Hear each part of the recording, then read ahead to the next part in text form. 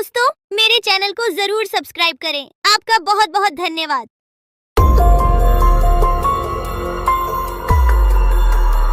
बहुत साल पहले की बात है। लक्ष्मीपुर के जंगल में एक पुरानी झील थी।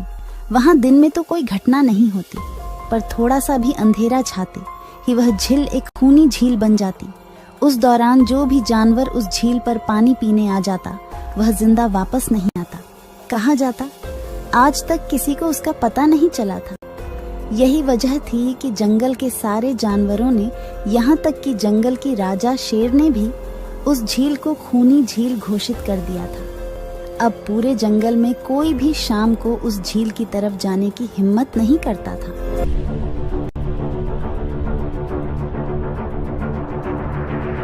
एक दिन उस जंगल में एक बंदर आ जाता है। उसकी और खरगोश की मुलाकात होती है। अरे बंदर भाई, कौन हो तुम? पहले तो तुम्हें इस जंगल में कभी नहीं देखा।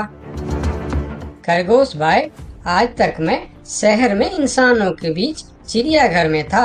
किसी तरह आजाद होकर आया हूँ। क्या इस जंगल में मेरे रहने के लिए कोई जगह है? हाँ बंदर भाई, ये हम जैसे जानवरों का घर है, इंसानों का चिड़ियाघर नहीं। आओ, मैं तुम्हें पूरी जंगल की सैर करवाता हूँ, सारी जगह के बारे में बताता हूँ। जो जगह पसंद आए वहीं टिक जाना। और खरगोश बंदर को पूरा जंगल घुमाता है। हाथी, जिराफ जैसे कई जानवरों के रहने की जगह ही नहीं, वहाँ के राजा शेर की भी गुफा दिखाता है, पर उस खूनी झील के बारे में ना बताता है और ना उसे वह दिखाने ले जाता है। बंदर वहीं बरगद के एक बड़े से पेड़ को अपने रहने के लिए पसंद कर लेता है। वहां रहते हुए अभी उसे 2 दिन ही गुजरते हैं कि तीसरे दिन शाम को घूमता हुआ वह उसी खूनी झील के पास पहुंच जाता है। अरे वाह, कितने सुंदर झील है। जी तो करता है ठंडे ठंडे पानी में कूद कर नहा लूं, लेकिन सर्दी होने का डर है। चलो, आज सिर्फ ठंडा ठंडा पानी से अपना प्यास ही बुझा लेते हैं।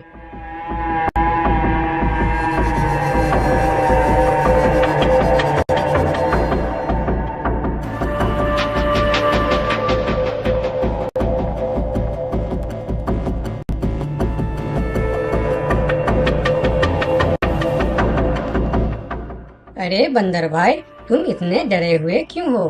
कहाँ से आ रहे हो? झील में पानी पीने गया था और जिंदा वापस आ गए। क्या मतलब? तुम्हें पता नहीं? वह इस जंगल की खूनी झील है। शाम होने पर कोई भी वहां जाता है तो जिंदा वापस नहीं आता। उसकी लाश का भी पता नहीं चलता कि वह कहाँ गायब हो जाती है। इसीलिए शाम होते ही कोई भी उस खूनी झील की तरफ नहीं जाता। ये हमारे राजा का आदेश भी है। कमाल है, मुझे तो पता ही नहीं। कैसे पता नहीं? तुम्हें वह खरगोश भाई ने बताया नहीं? लो, खरगोश भाई भी आ गया। अरे खरगोश भाई, आपकी वजह से आज बंदर भाई की जान जाते जाते बची।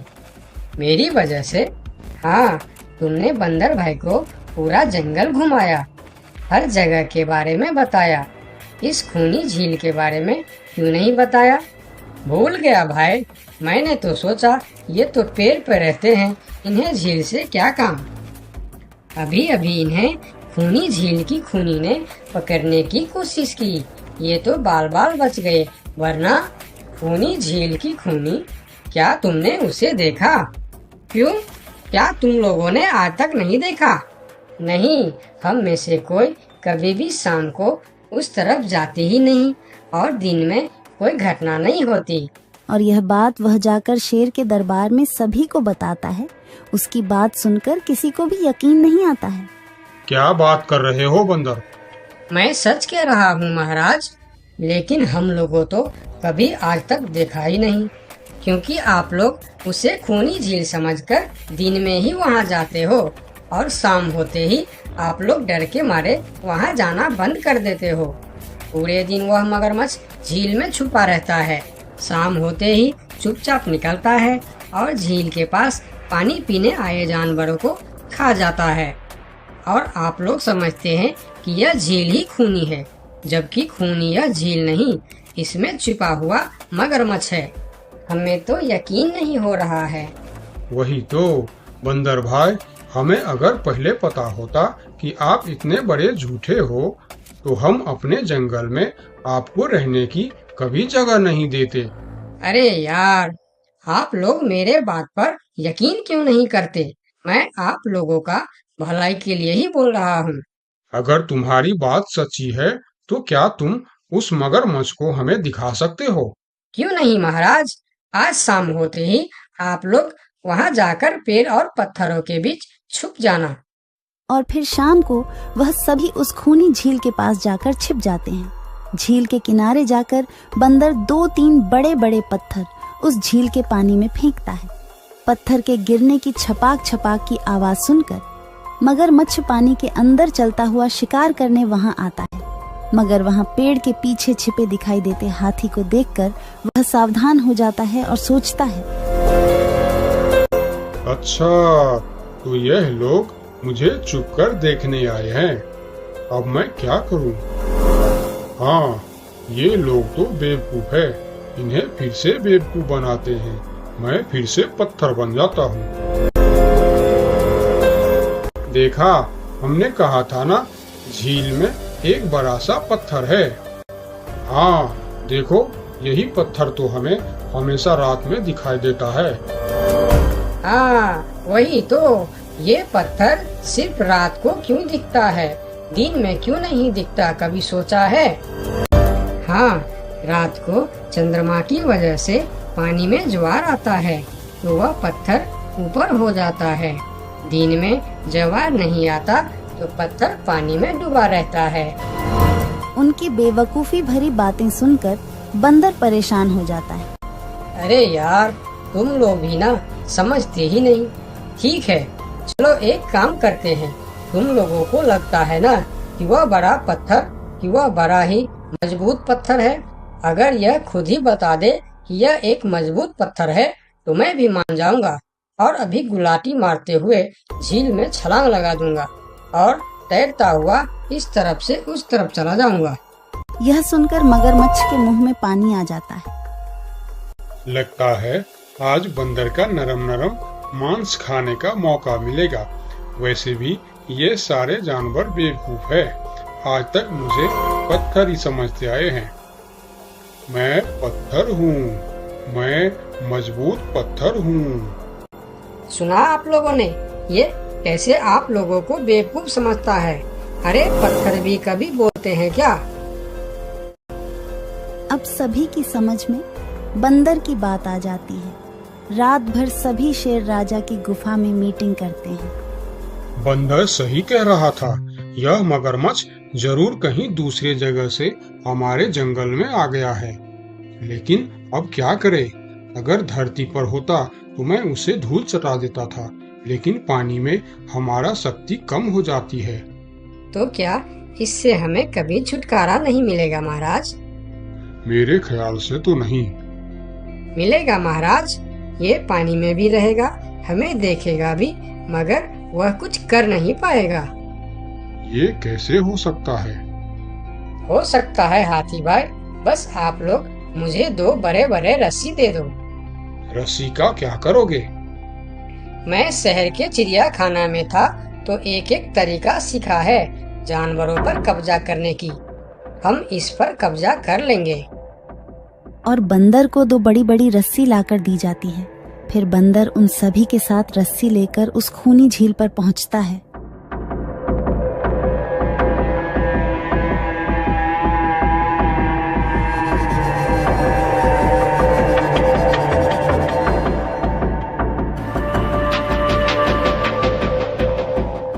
कल तक तो यह बंदर मुझे देखकर भागता था और आज पानी पीने आया है।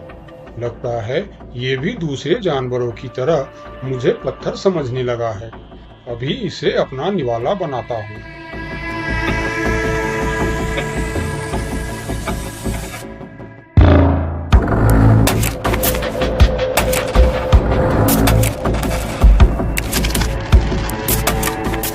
अरे, ये तो भाग भी नहीं पा रहा है। अब यह जितना ज्यादा फरफराएगा उतना यह फंदा कसता जाएगा और चुपचाप रहेगा तो फंदा ढीला रहेगा। जैसे यह फिर हिलेगा फिर फंदा कसता जाएगा। अब ना यह इससे छूट सकता है और ना पानी में जा सकता है। अरे वाह, फिर तो यह हमारा कुछ भी नहीं बिगाड़ सकता। अब हम सारे जानवर इस झील में कभी भी पानी पी सकते हैं, कभी भी नहा सकते हैं। अब यह हमारा कुछ भी नहीं बिगाड़ पाएगा। अरे वाह बंदर भाई, मान गए। आपने तो हमारी समस्या ही खत्म कर दी, वरना रात भर हमें प्यास ही रहना पड़ता था कि हमें झील में पानी पीने गया और झील ने हमें खा लिया। तो आज हमें एक बात समझ में आई है कि किसी भी अफवाह के चक्कर में हमें अपनी जगह छोड़कर नहीं जाना चाहिए, बल्कि उस अफवाह का समाधान क्या है वह खोजना चाहिए, क्योंकि कोई भी जगह खूनी नहीं होती, उस जगह पर रहने वाला खूनी होता है।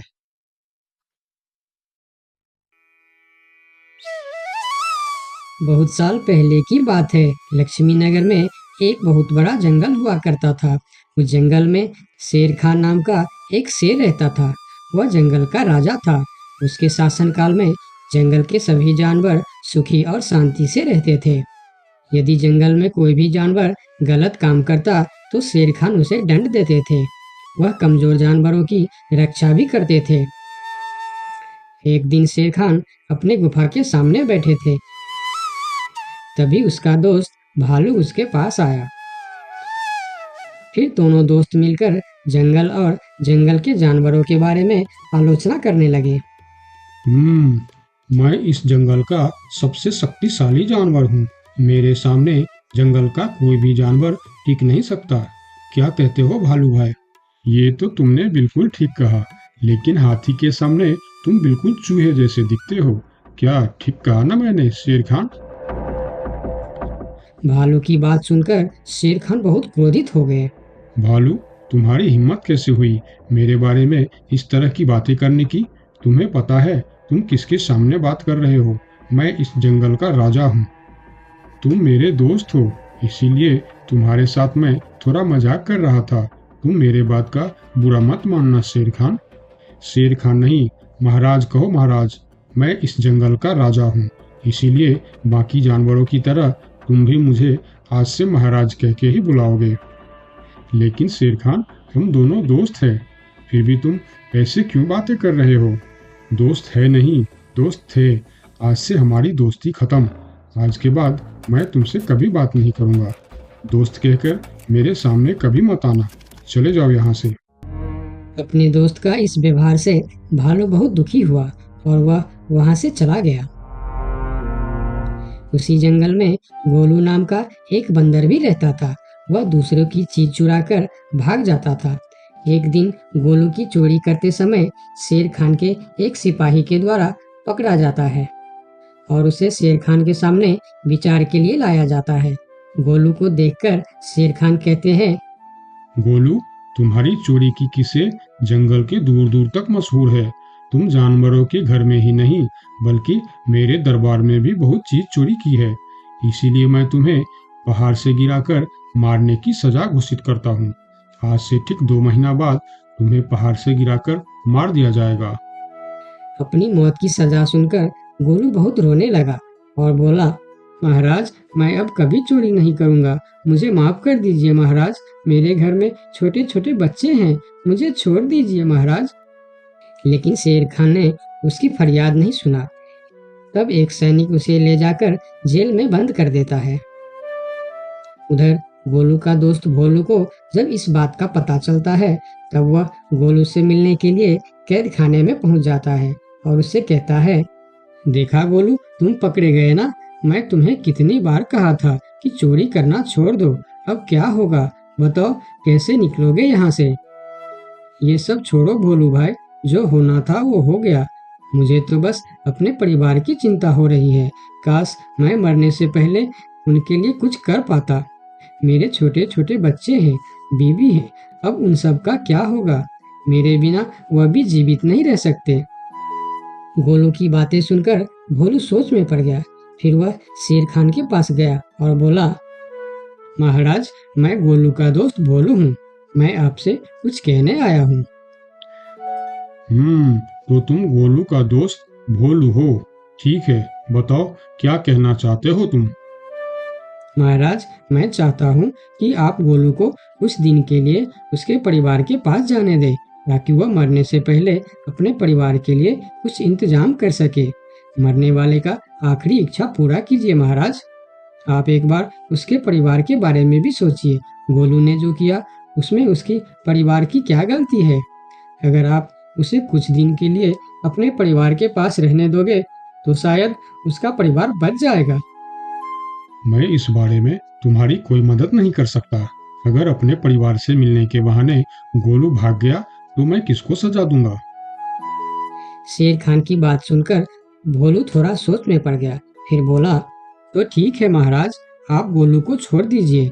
जब तक गोलू वापस नहीं आ जाता मैं उसकी जगह कैद खाने में रहूंगा। और अगर वह कभी वापस नहीं आया तो क्या तुम उसके हिस्से की मौत की सजा भी लोगे? थोड़ा सोचकर बताओ। हाँ महाराज, मैं इसके लिए भी तैयार हूँ। भोलू की बात मानकर शेर खान ने गोलू को कैद से निकालकर भोलू को कैद खाने में डलवा दिया। तब बाहर निकलकर गोलू ने भोलू को बोला, दोस्त तुम चिंता मत करना, मैं समय से पहले ही वापस आ जाऊंगा। ऐसा कहकर गोलू वहां से चला गया और भोलू गोलू की जगह कैद खाने में रहने लगा। इस तरह बहुत दिन बीत गया, लेकिन गोलू वापस नहीं आया। तब एक दिन शेर खान भोलू के पास आया। देखा बंदर, मैंने कहा था ना गोलू वापस नहीं आएगा। अगर कल सुबह तक गोलू वापस नहीं आया तो शर्त के अनुसार कल शाम के समय तुम्हें पहाड़ से गिरा दिया जाएगा।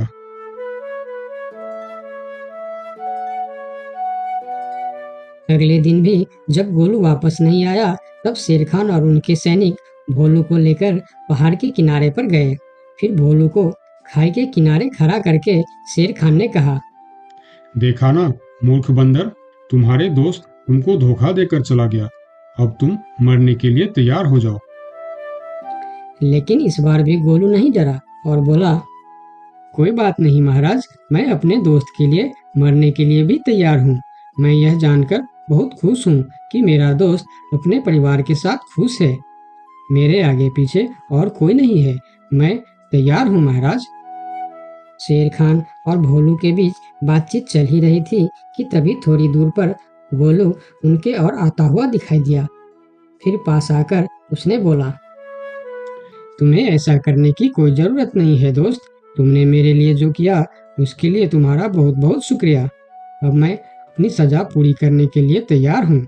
महाराज छोड़ दीजिए मेरे दोस्त को।